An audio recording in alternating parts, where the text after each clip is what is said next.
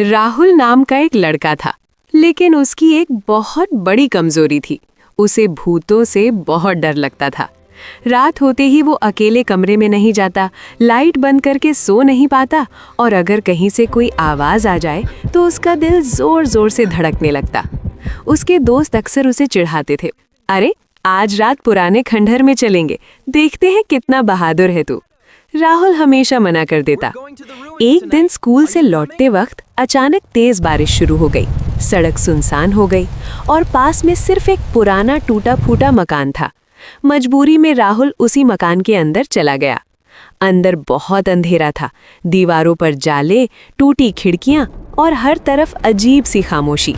अचानक ठक ठक ठक किसी के चलने की आवाज।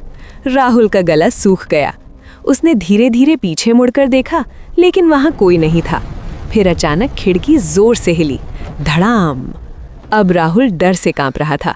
उसे लगा, आज तो मैं गया, ये जरूर भूत है। तभी ऊपर की मंजिल से एक सफेद साया तेजी से गुजरा। अब राहुल की हिम्मत जवाब दे रही थी, लेकिन बाहर बारिश और तेज हो गई थी। उसने सोचा, अगर यहीं रुकना है तो सच जानना ही पड़ेगा। डरते डरते वो सीढ़ियां चढ़ने लगा। हर कदम पर आवाज गूंज रही थी, चर चर। जैसे ही वो ऊपर पहुंचा, उसे फिर वही सफेद साया दिखा। राहुल ने आंखें बंद की और अचानक चिल्लाया, कौन है? सामने आओ। कुछ सेकंड पूरी खामोशी। फिर धीरे धीरे वो साया उसकी तरफ बढ़ा।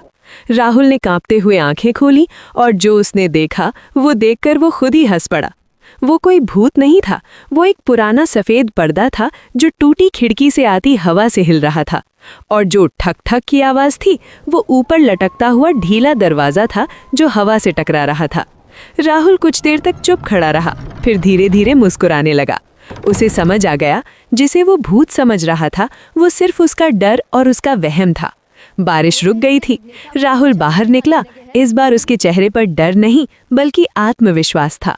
अगले दिन जब दोस्तों ने फिर उसे चिढ़ाया तो राहुल मुस्कुराकर बोला, ये भूत नहीं होते, बस हमरा डर ही सबसे बड़ा भूत होता है।